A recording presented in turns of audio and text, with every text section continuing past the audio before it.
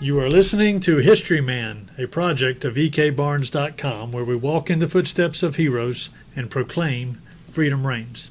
On today's episode, we are again with Mary Boyd, the historian at the Georgetown County Historical Society Museum.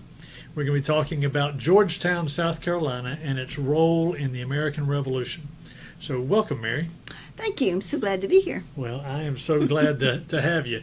Coming out of Georgetown, South Carolina, is one of the most famous Revolutionary War heroes. And I know that our listeners are going to enjoy this episode because it's talking about the Swamp Fox. The Swamp Fox, whose real name is Francis Marion, was a native of Georgetown. Although he was born in Berkeley County, which is just down near Charleston County, his family moved to Georgetown when he was quite young, and he grew up right here. Before we get started, I want to again give a shout out to Long Gone LLC out of Camden, South Carolina, that does genealogical research and historical tours in Camden, which is the oldest continuous inland city in South Carolina. We want to give a shout out to Southern Campaign 1780 and also the York County Museums out of Rock Hill in York, South Carolina. Georgetown is actually predates Camden, and is actually the third oldest in South Carolina. That's correct, 1729. Well, tell us a little bit about Francis Marion. Well, Francis Marion walked the streets of Georgetown from a very early age. He thought at the age of 14 he would go to sea and have the life of a seaman. So he signed on to a schooner leaving our port of Georgetown right here on Winyaw Bay. Spent 2 weeks in a lifeboat and discovered that he did not want to be a seaman after all. So he finally made it back to Georgetown and decided he would take up farming. Well, the Indian Wars around 1759, 1760 were a real problem going on. So I'm going to stop you right there. I think when people think about Indian wars, they're thinking about Westerns, they're talking about the West. We're actually, and if you go back far enough, you think, you had the Cherokee up in the mountains of South Carolina and North Carolina. What Indians are you talking about here? And we're talking about on the coast here. Mostly it was part of the Cherokee War. Okay. And Francis Marion was like many young men who wanted to defend his farm and save his property from the raids of the Indians that were rampant in the area. So he joined the army and fought against the Indians. One of the most important things that he learned in observing the Indians was how they conducted their raids. They were very stealthy. They sneaked in, they hid, they waited until just the perfect moment to strike.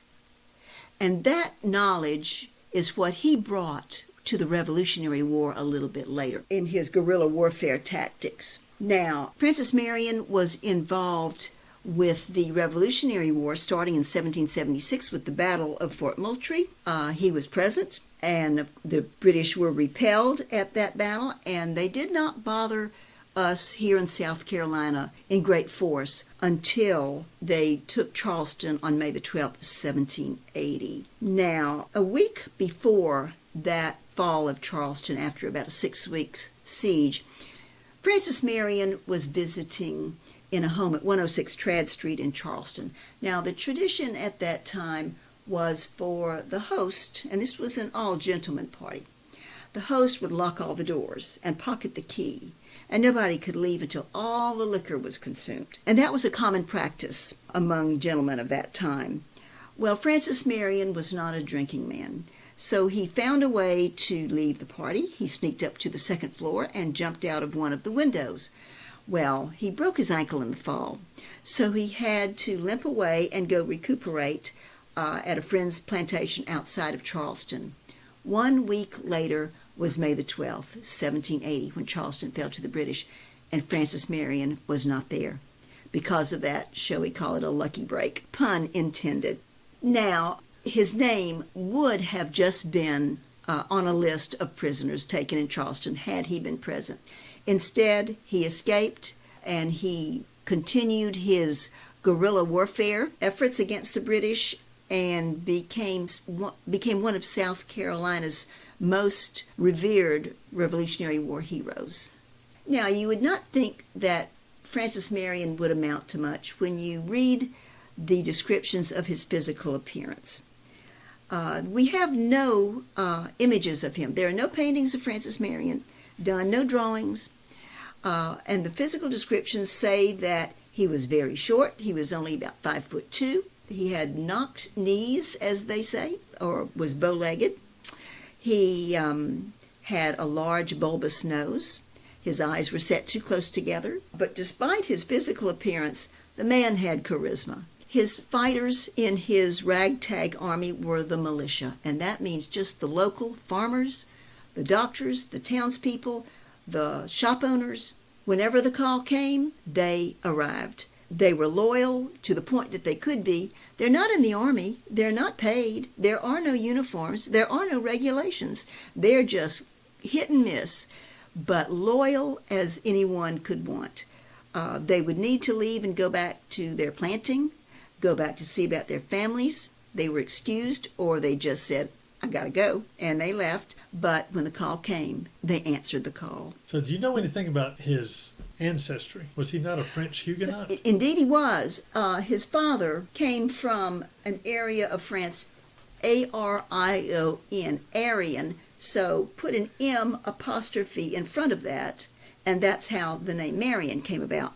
So his father came over as a French Huguenot and settled near Monk's Corner, South Carolina, another colonial town. So what is the background of the French Huguenots? They were oppressed. Finally, the Edict of Nantes was passed, which gave them a good bit of freedom, and they were able to worship and go about their lives as everyone else. And then the Edict of Nantes got revoked. So this is coming out of the upheavals of the Roman Catholic Church and the Protestantism and those things that were in going France, on. yes. In France. Well, in France, in Europe generally, Right, yes. Right. So, not being, or suddenly not being welcomed, many of them came to America. A lot of them went to Nova Scotia and large French settlements there, which is why much of Canada is French. Right. Many of those same people came to Charleston.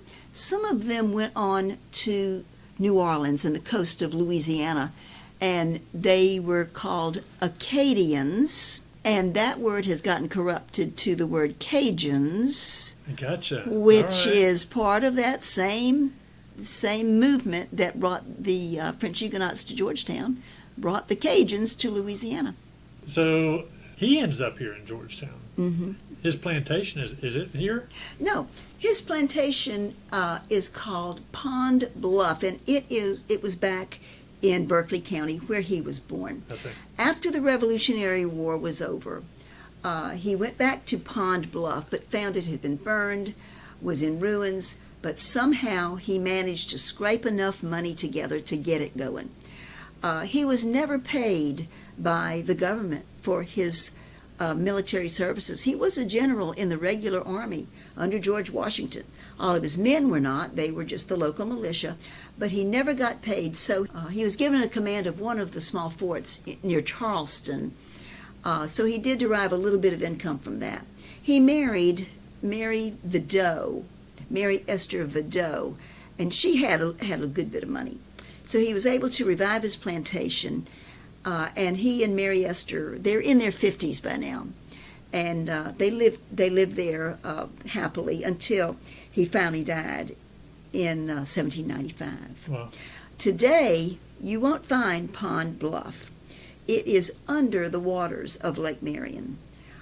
In the mid-20th century, when the Santee Cooper Electric Company was going to build these hydroelectric dams and lakes, the land for one of their lakes was where his plantation was located. So today it's underwater.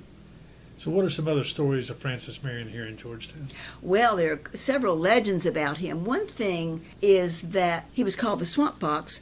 Legend has it that British Lieutenant Bannister Tarleton gave him that nickname. But we find that that is not true. According to a couple of books that I've read, the name Swamp Fox may have been mentioned by Bannister Tarleton, but it was not really attributed to Francis Marion until 1829, when South Carolina poet laureate William Gilmore Simms wrote a poem, and that's the first time you'll ever see the Swamp Fox associated in a positive light to Francis Marion.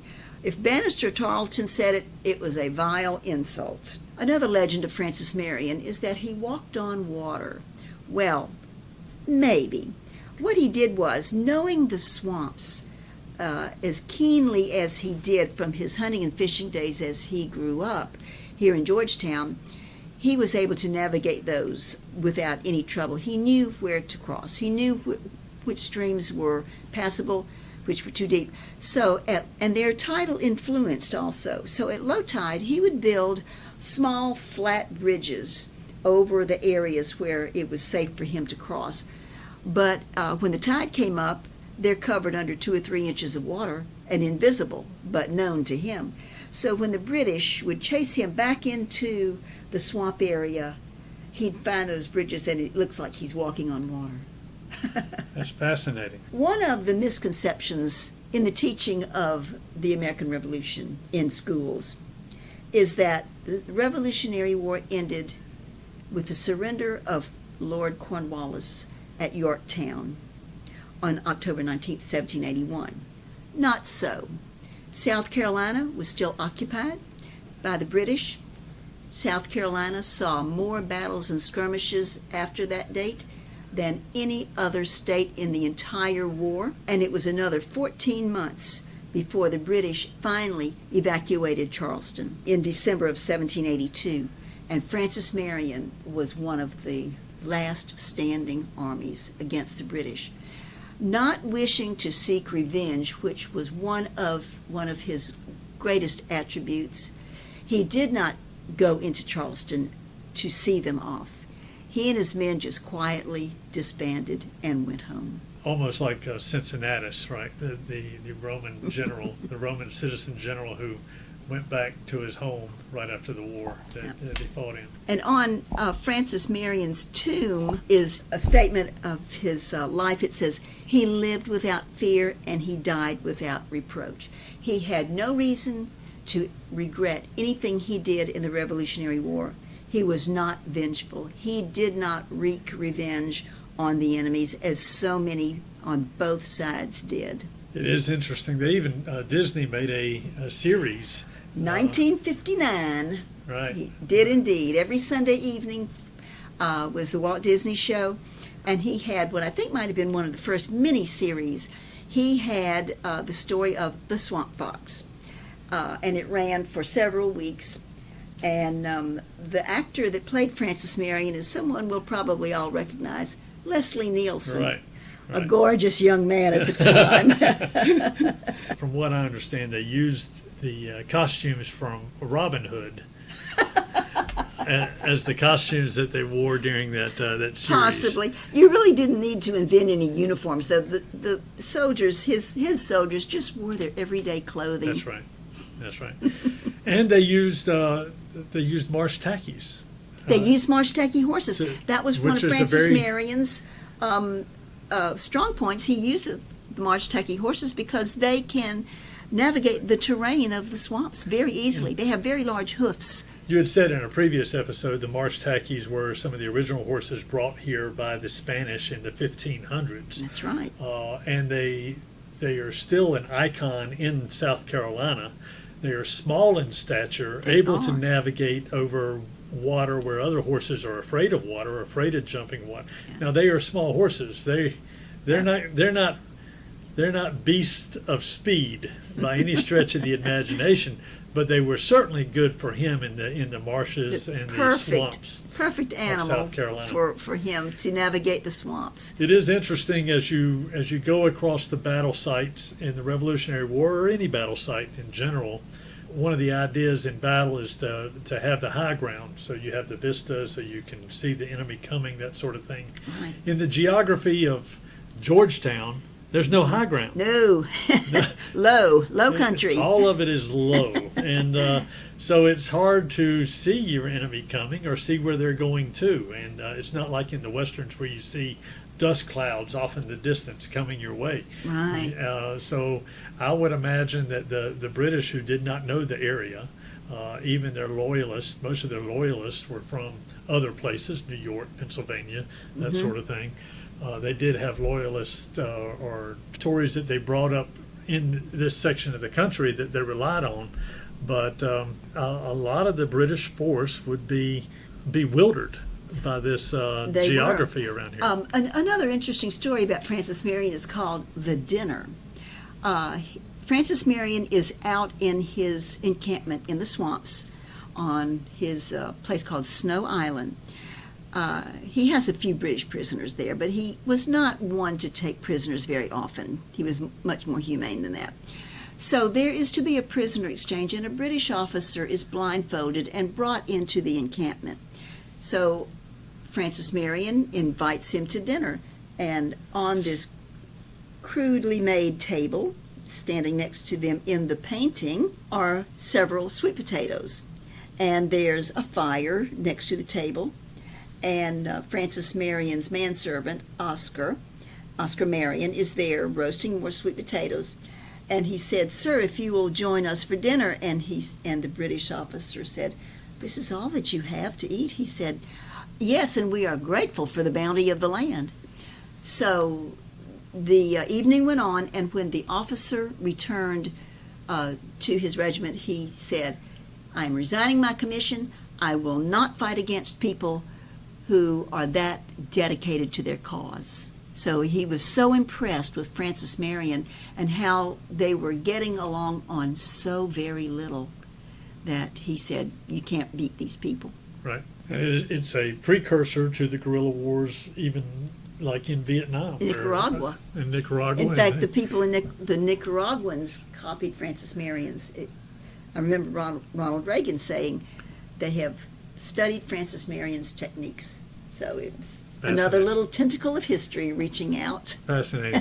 Remind our listeners some of the things that go on around here in Georgetown, South Carolina, especially in regards to your museum here.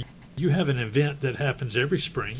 We do. Tell us a little bit about that. It's called Cattails and Cocktails, and we have local hunters and fishermen that prepare dishes of their own local catch. Everything that's prepared is from right here, from the bounty of the sea, finned, fur, and feather. We have a auction and raffle. It's our largest fundraiser. It's a lot of fun. It's always on a Sunday afternoon in the spring, sometimes in late February, sometimes in March. It's a movable feast. We change around a little bit depending on certain other factors. So it's just a lot of fun, live music, and please go to our website, our Facebook, to see about the details of the upcoming festival. And if they need to reach you by an email, how would they reach you? Simply info, I-N-F-O, at georgetowncountymuseum.com. Thank you so much, Mary. Our We've pleasure. enjoyed our time with you. Thank you. Good.